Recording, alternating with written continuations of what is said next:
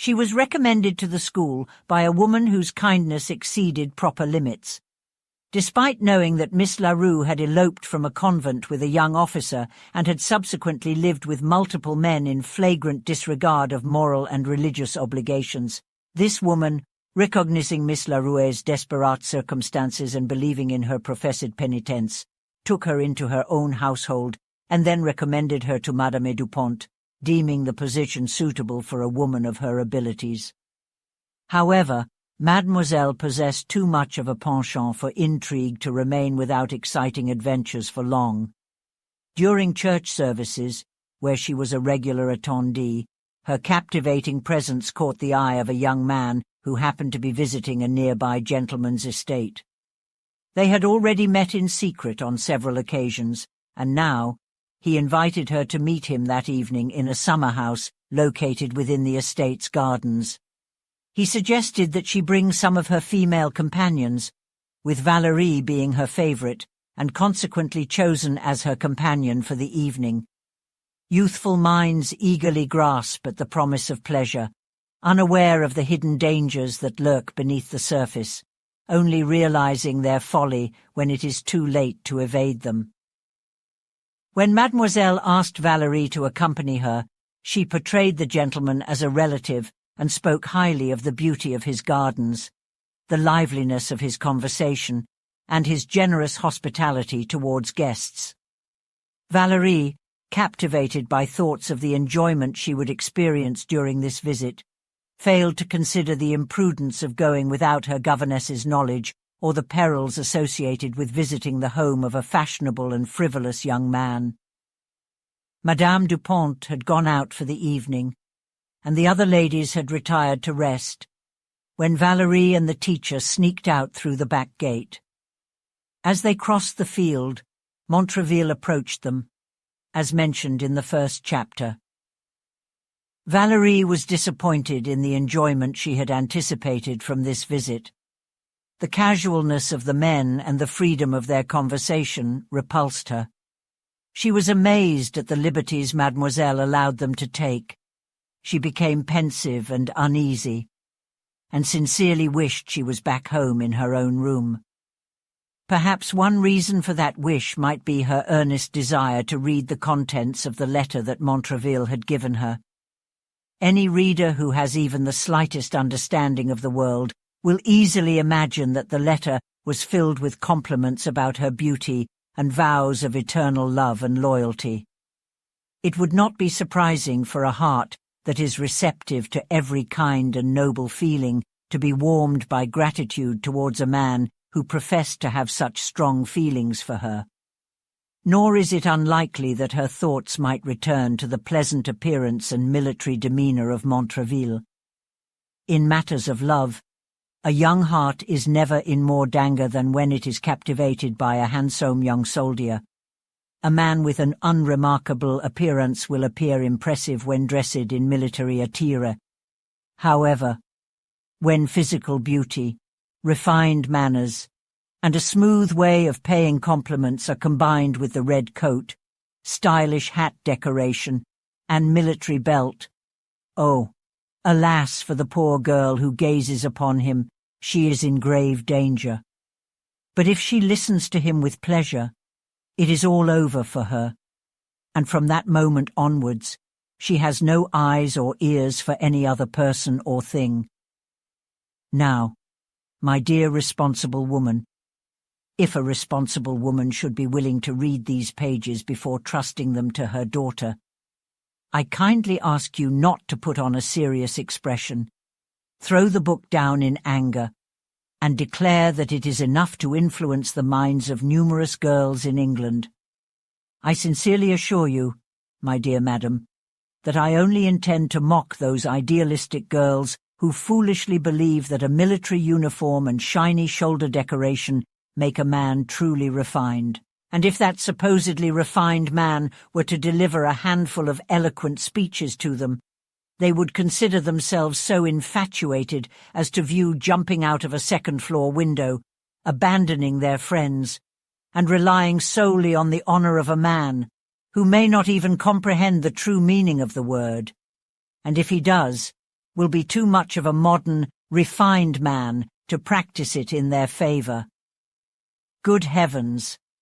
When I contemplate the sorrows that would tear apart the heart of a loving parent, witnessing their beloved child first deceived and then abandoned by the very scoundrel whose false promises of love enticed her away from her family home, when I envision her destitute and miserable, torn between remorse for her actions and affection for her despicable betrayer, when my imagination paints the picture of the compassionate elderly man stooping to comfort the weeping penitent, with every tear shed by her being matched by a drop from his wounded heart, my heart fills with righteous anger, and I yearn for the power to eradicate those seductive monsters from the face of the earth. Oh, my dear girls, I am addressing you exclusively.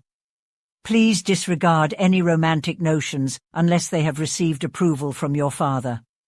Rest assured, the era of idealized love stories is long gone. No woman can be forcefully taken against her will. Instead, every morning, kneel down and implore the benevolent powers above to protect you from temptation. And if, by chance, you are tested, pray for the strength to resist any desires that conflict with the teachings of faith and morality. Chapter 7. I can't believe we made the right decision by going out tonight, mademoiselle, said Valeria, settling herself in her apartment. No, I'm sure it wasn't right. I expected to have a great time, but I was so disappointed. It was your fault, then, replied mademoiselle. I'm certain my cousin did everything possible to make the evening enjoyable. True, said Valerie. But I thought the men were too forward in their behavior. I'm surprised you allowed them to act that way. Please, don't be such a foolish prude, said the cunning woman, pretending to be angry. I invited you to go in the hopes that it would entertain you and be a pleasant change of scenery. However, if you were offended by the gentleman's behavior, you don't have to go again. So let's leave it at that. I don't intend to go again, said Valerie, solemnly removing her hat and starting to get ready for bed.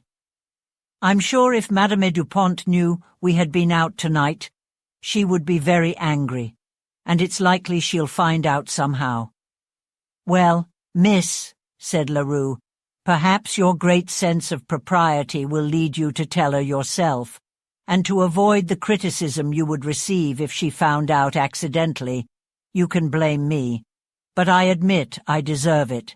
It would be a kind return for my favoritism towards you over the other ladies. Maybe it will even bring you joy, she continued, shedding some fake tears, to see me lose my job and reputation and be forced back into the world, where I've already suffered the hardships of poverty. This struck Valerie in her most vulnerable spot. She got up from her seat and took Mademoiselle's hand. You know, my dear Leroux, she said, I care about you too much to do anything that would harm your standing with my governess. I only regret that we went out tonight. I don't believe you, Valerie, she said, showing a bit of liveliness. Because if you hadn't gone out, you wouldn't have seen the man who crossed our path in the field, and I believe you quite enjoyed his conversation.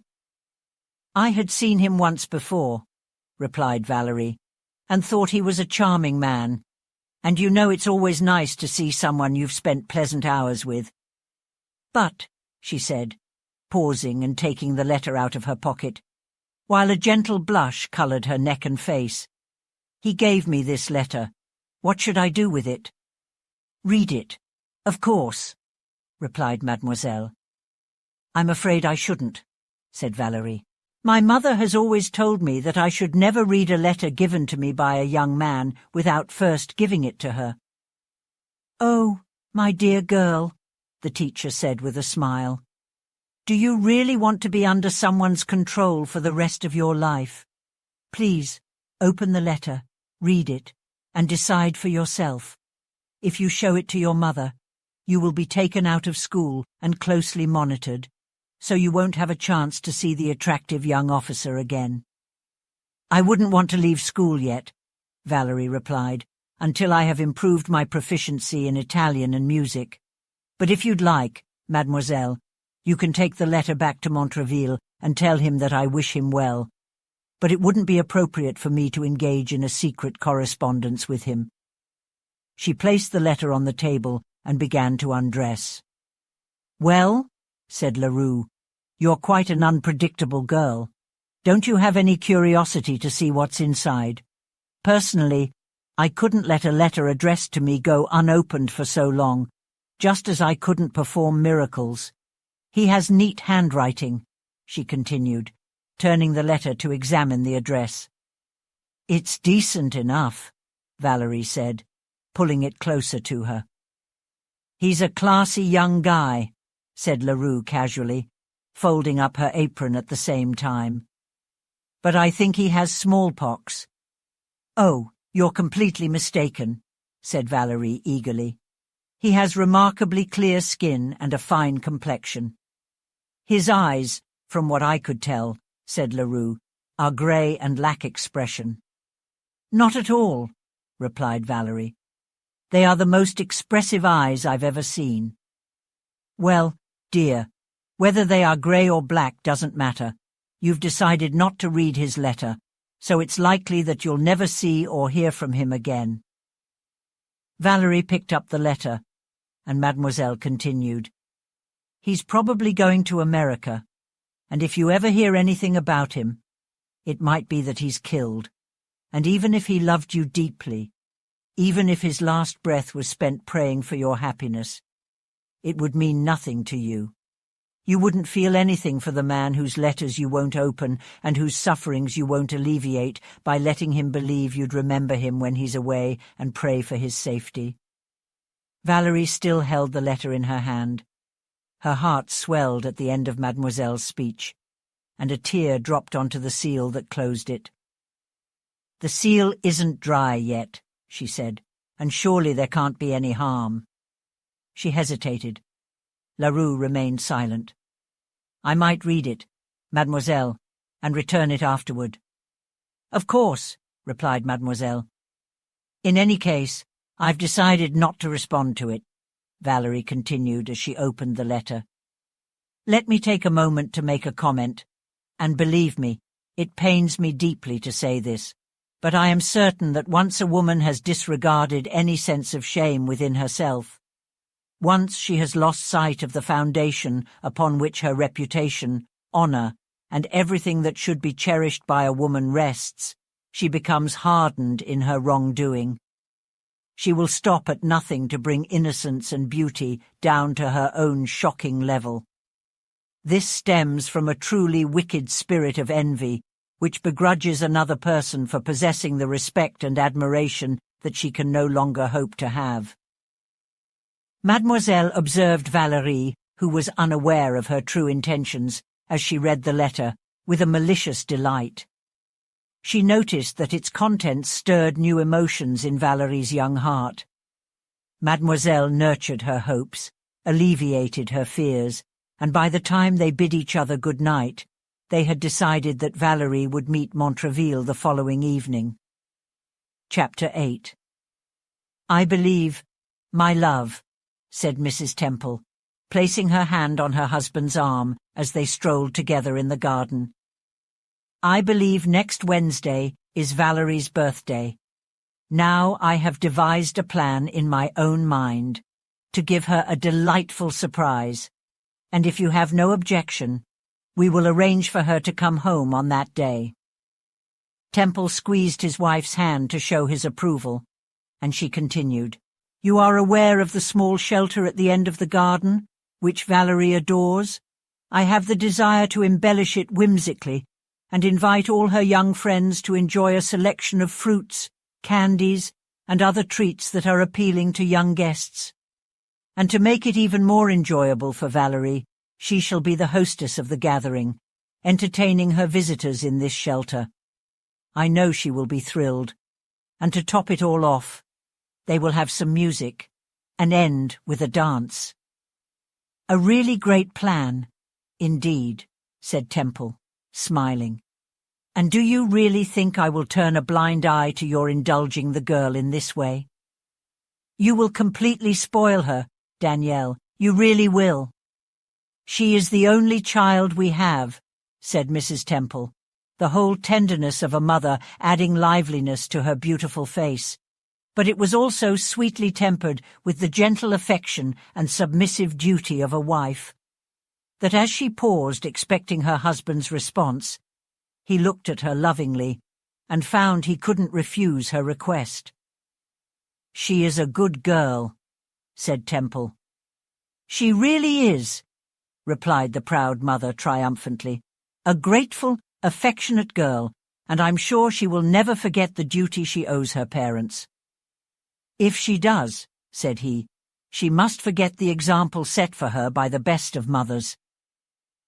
Mrs. Temple couldn't reply, but the delightful feeling that expanded her heart shone in her intelligent eyes and heightened the redness on her cheeks. Of all the pleasures that the human mind can experience, there is none equal to the one that warms and enlarges the heart, when listening to praises bestowed upon us by a beloved person, and being aware that we have deserved them. You frivolous party-goers in the extravagant world of entertainment, who eagerly seek pleasure in grand venues, lavish meals, and late-night parties, tell me, you thoughtless followers of folly, have you ever found the illusion you have been searching for so tirelessly? Has it not always evaded your grasp? And when you have reached out to take the cup that she offers to her deceived devotees, have you not found the long-awaited drink heavily tainted with the bitter remnants of disappointment? I know you have.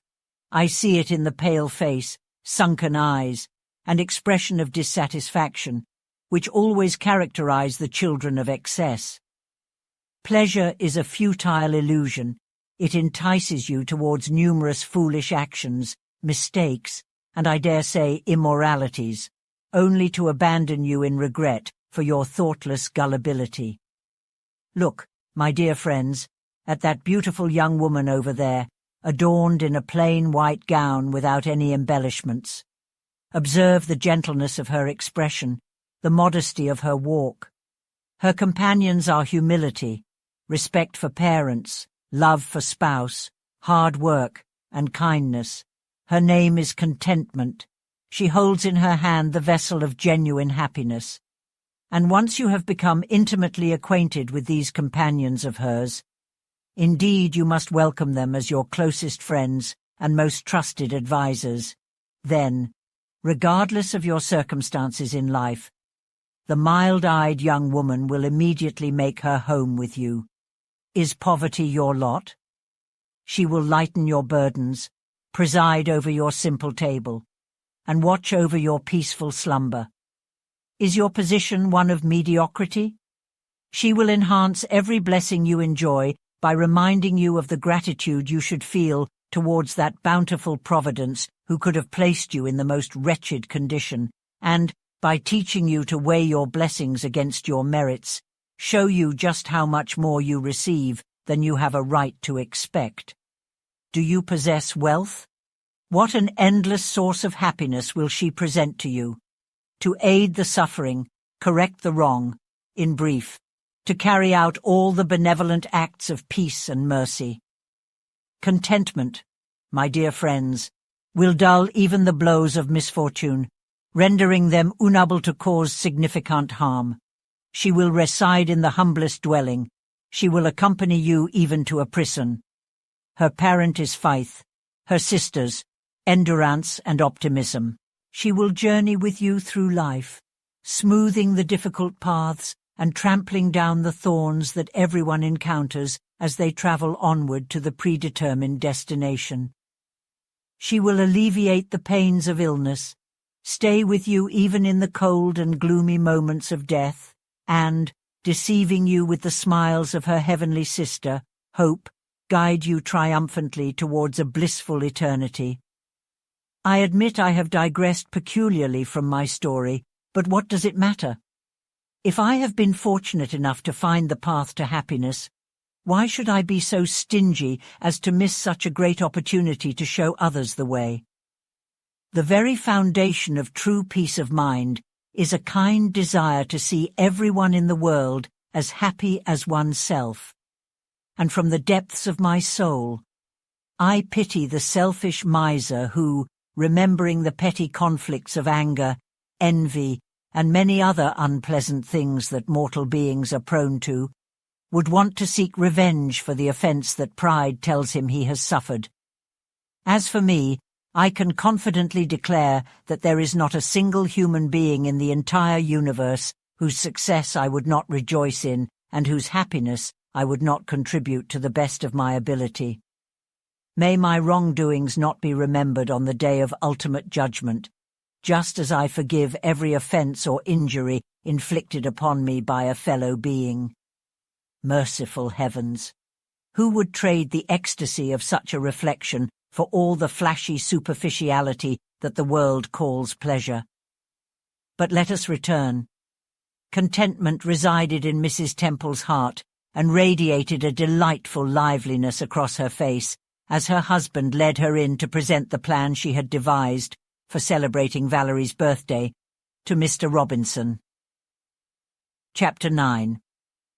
Many were the emotions that stirred Valerie's mind on the day before the evening when she was scheduled to meet Montraville. Several times she almost decided to go to her governess, show her the letter, and seek her advice. But Valerie had taken a risky step, and once that happens, there are always countless obstacles preventing the person from returning to the right path. Yet these obstacles, although they may seem powerful in general, mostly exist in the imagination. Valerie feared her governess's anger. She loved her mother, and the mere thought of displeasing her caused her great distress. But there was an even stronger reason. If she showed the letter to Madame Dupont, she would have to confess how she obtained it, and what would be the consequence? Mademoiselle would be kicked out. "I must not be ungrateful," she said. "La Rue is very nice to me.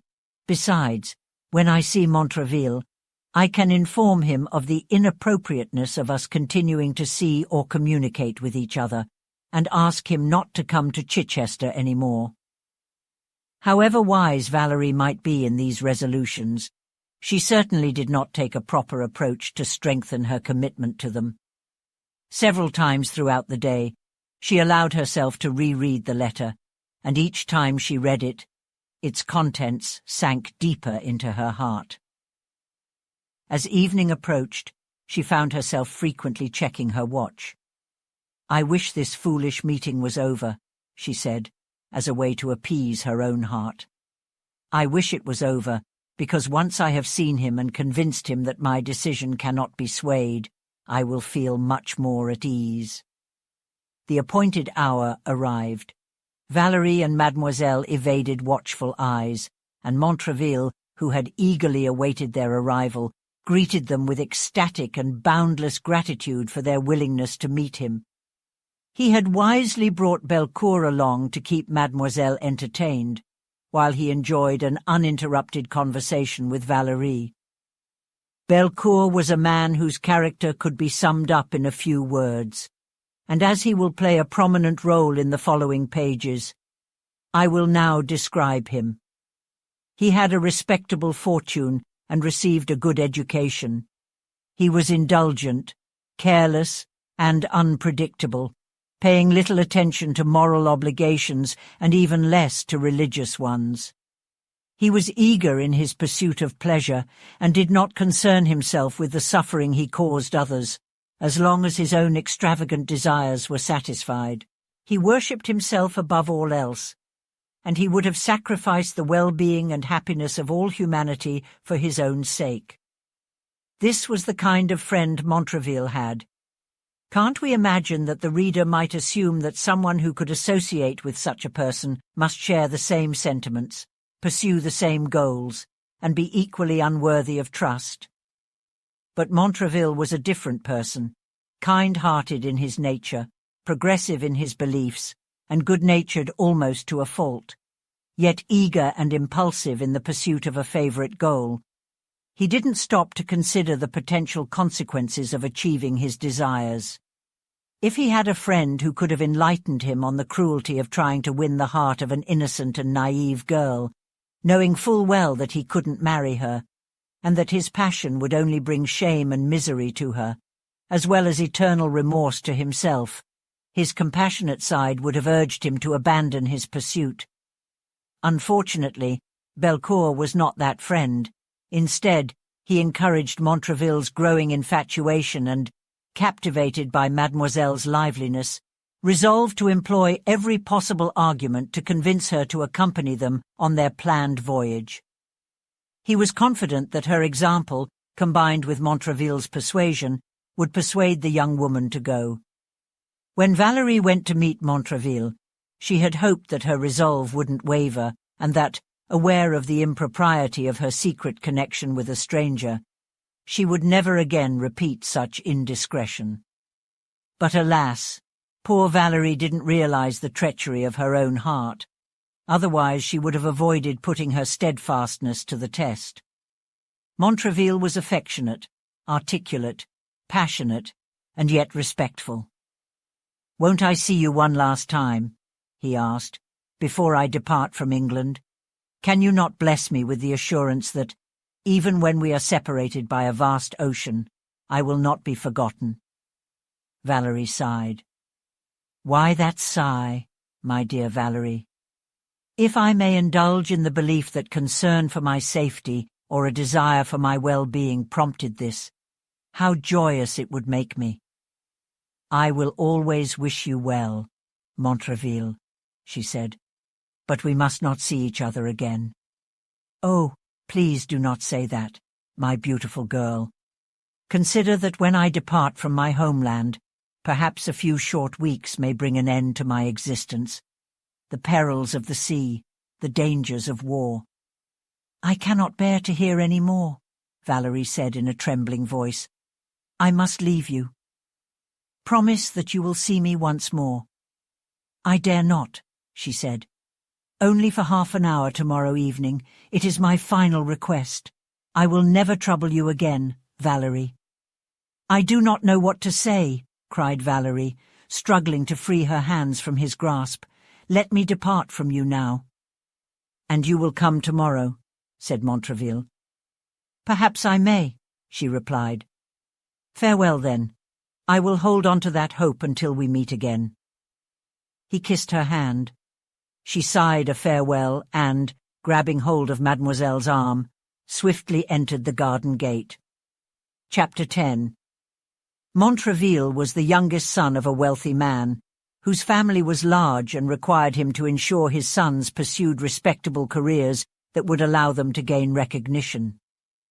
"My daughters," he said, "have received a refined education, and if I were to pass away before they are settled, they must have some means to protect them from the traps and allurements that vice often presents to elegant and accomplished women who find themselves burdened by poverty and dependence.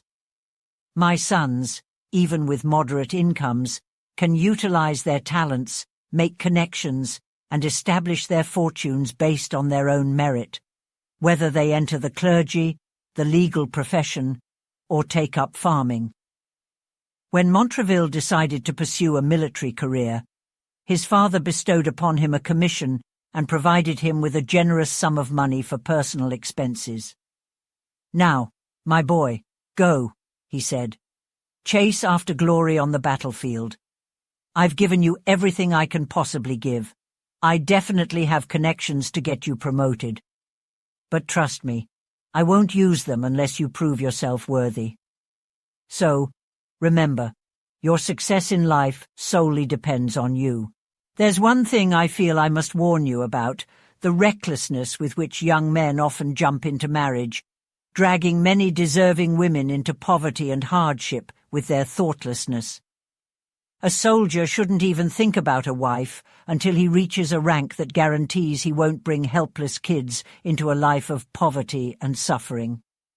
However, if a woman with enough money to keep you independent chooses to marry a young soldier whose future success relies on battlefield achievements, then all barriers are gone.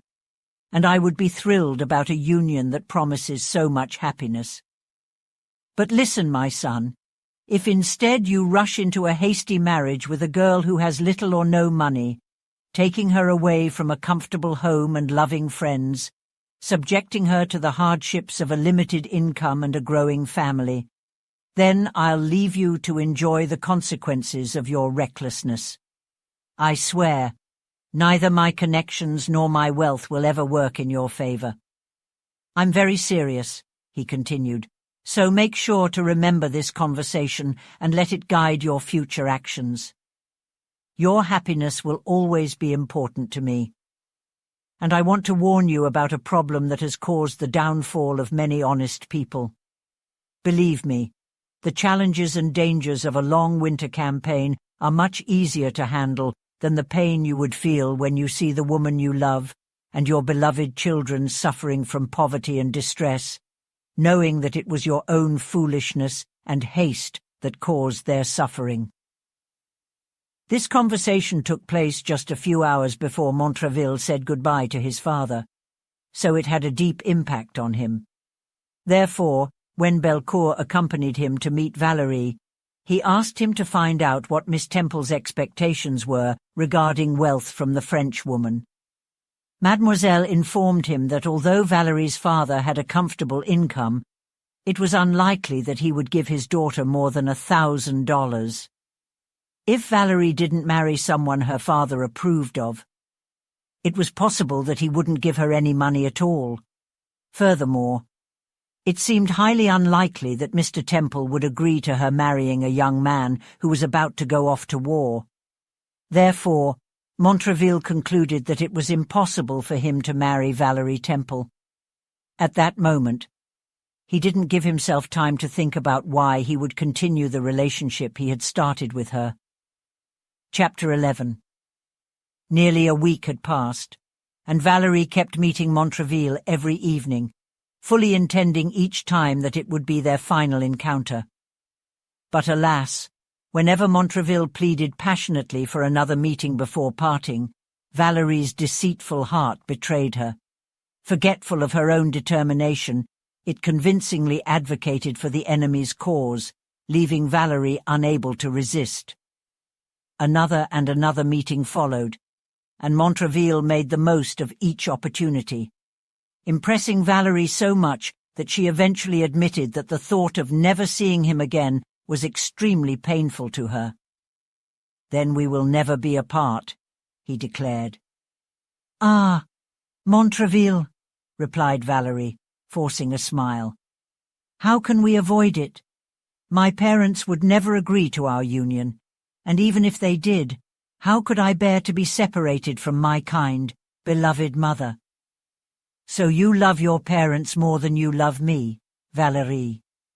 "I hope I do," she said, blushing and looking down. "I hope my affection for them will always prevent me from disobeying my duty as a daughter." "Well, Valerie," said Montreville solemnly, releasing her hand, "since that's the case, I realize that I have been deceiving myself with false hopes. I had convinced myself that I meant more to Valerie than anything else in the world. I thought that for my sake you would face the dangers of the sea, that your love and smiles would alleviate the hardships of war, and that if I were to fall, your tenderness would comfort me in my final moments and ease my transition to the afterlife. But farewell, Valerie. I see now that you never truly loved me. I will now welcome the merciful bullet that will relieve me of the pain of my misery." "Oh, stay, unkind Montreville," she cried, gripping his arm as he pretended to leave her.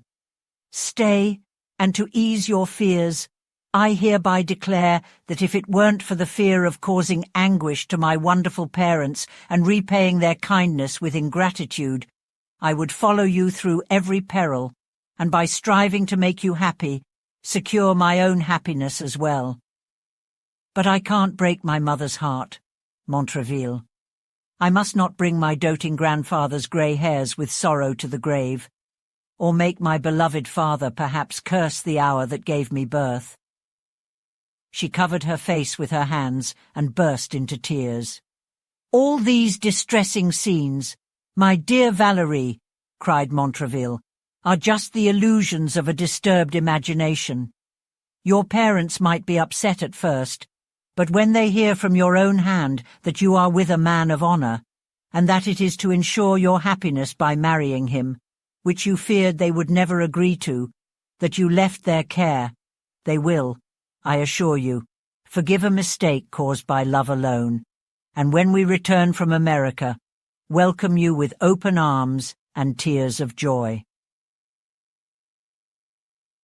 Belcourt and Mademoiselle heard this last speech and, thinking it a suitable time to offer their advice and persuasion, approached Valerie. They supported Montraville's pleas so well that, realizing Mademoiselle intended to go with Belcourt and feeling her own unfaithful heart too inclined to accompany them, the unfortunate Valerie, in a regrettable moment, agreed that the next evening they would bring a carriage to the edge of town, and she would leave her friends and fully rely on Montraville's protection. "But if you," she said, looking earnestly at him, her eyes filled with tears, "if you, forgetting your promises and regretting the commitments you willingly make here, abandon and leave me on a foreign shore." "Don't think so poorly of me," he said.